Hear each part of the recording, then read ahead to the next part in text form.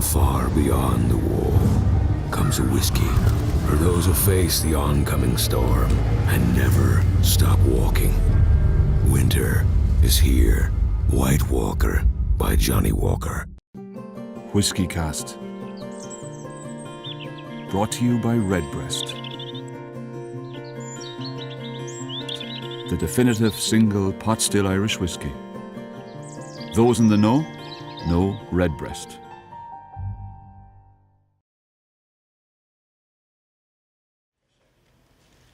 It's been 5 years since 40 Creek Distillery founder John Hall left his distillery in Grimsby, Ontario, after selling the company to Campari.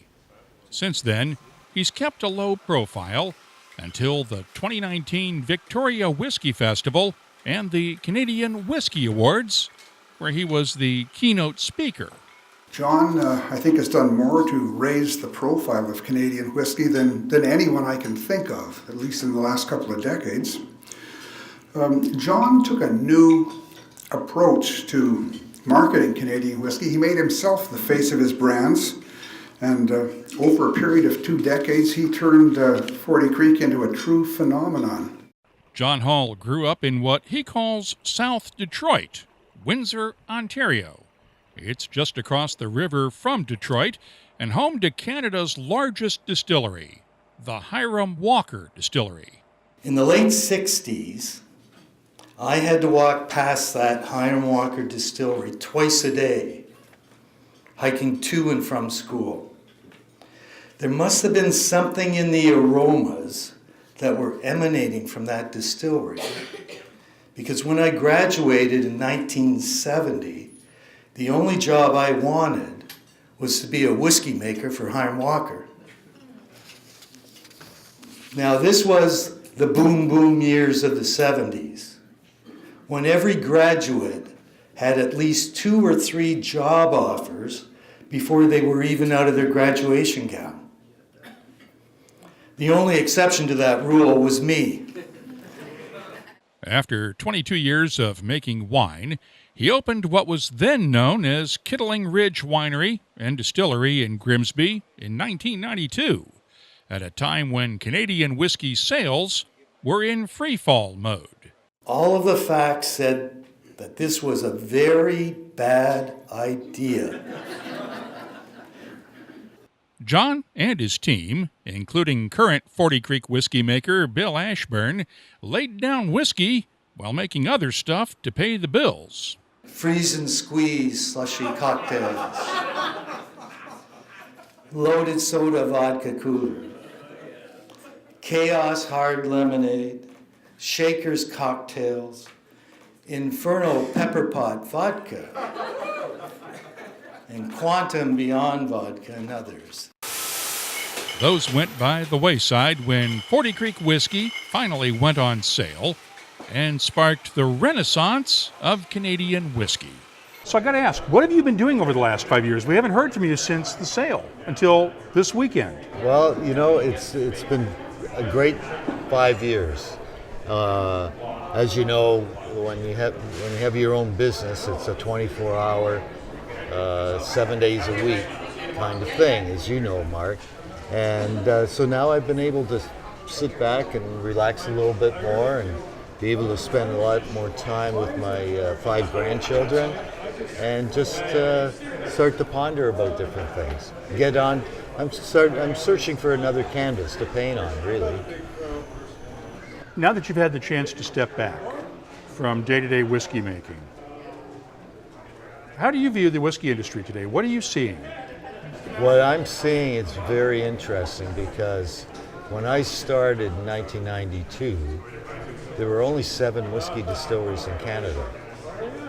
Today, there's over 170 distilleries. They're not all making whiskey, but a lot of them are starting to make whiskey. And what I'm finding now is a lot of diversity. Because when I started in 1992, the industry had rationalized.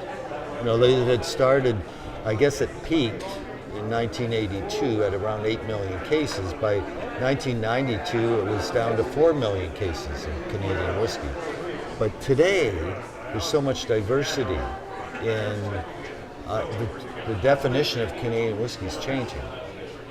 Have you been following what's happened at 40 Creek?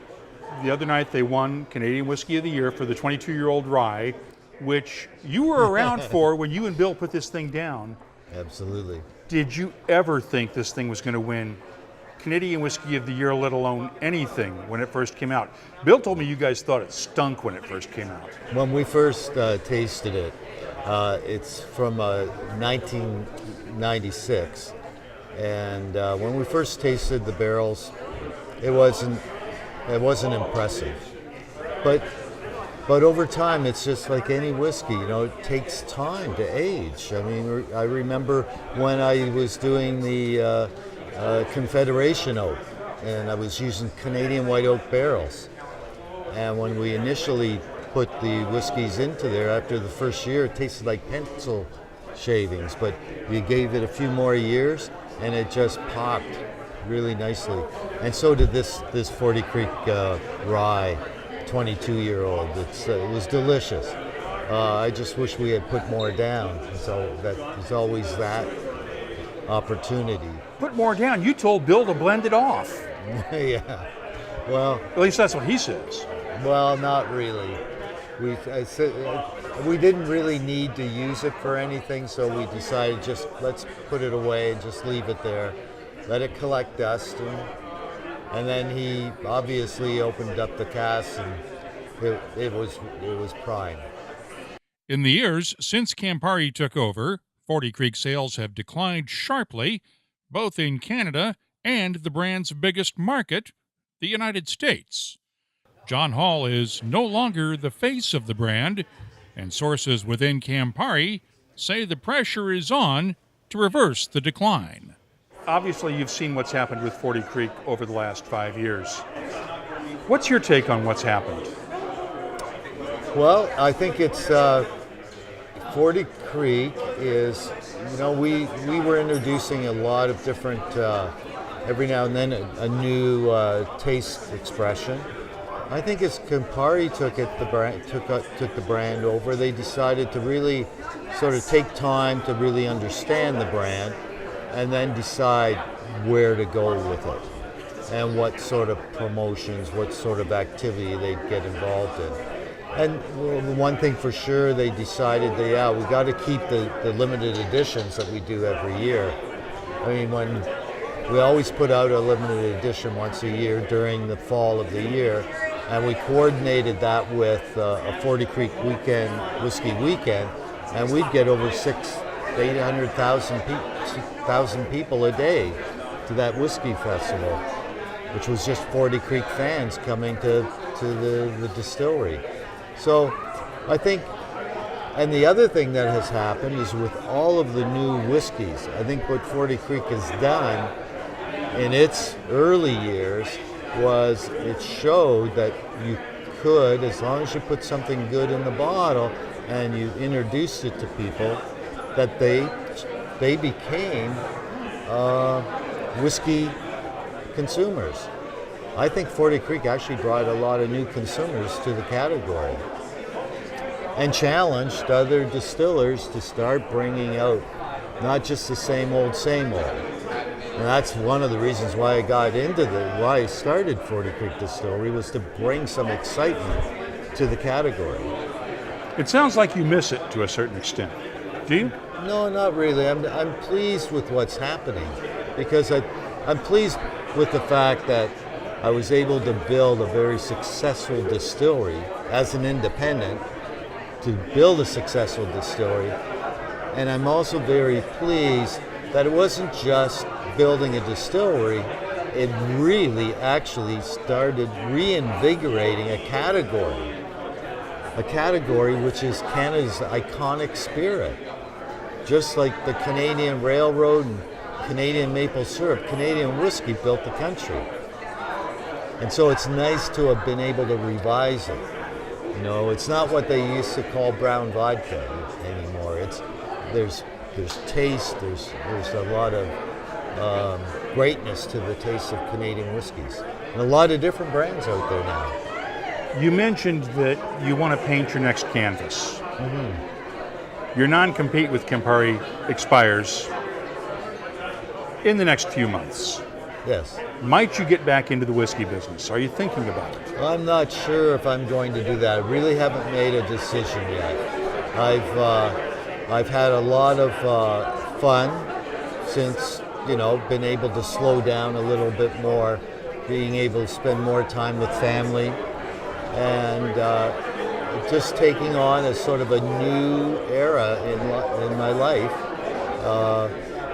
Well, I spent 22 years in the wine business with the winery, and then I spent 22 years in the whiskey business with 40 Creek, and yeah, it's that new chapter that's going to come around. Still not haven't decided what I'm going to do yet. I have always realized that if you live life, life will teach you how to live. Since I was that student hiking across the Hiram Walker property, I knew that I wanted to be a Canadian whiskey maker. But me, dancing with the giants in the whiskey world, even that surpassed my wildest dreams. So I'll leave you with this. If you attempt the impossible, perhaps the impossible will become your reality. Everything starts with a dream. It doesn't matter what company you are working for, a big one, a small one, or a new one, or an old one, your own or somebody else's. At some point, it was just someone's dream that was converted into reality. Whether that next reality for John Hall includes a distillery or not, he'll be remembered as a modern-day Canadian whiskey baron, alongside the legendary names of Walker, Gooderham, Corby, and Weiser. In Victoria, British Columbia, I'm Mark Gillespie.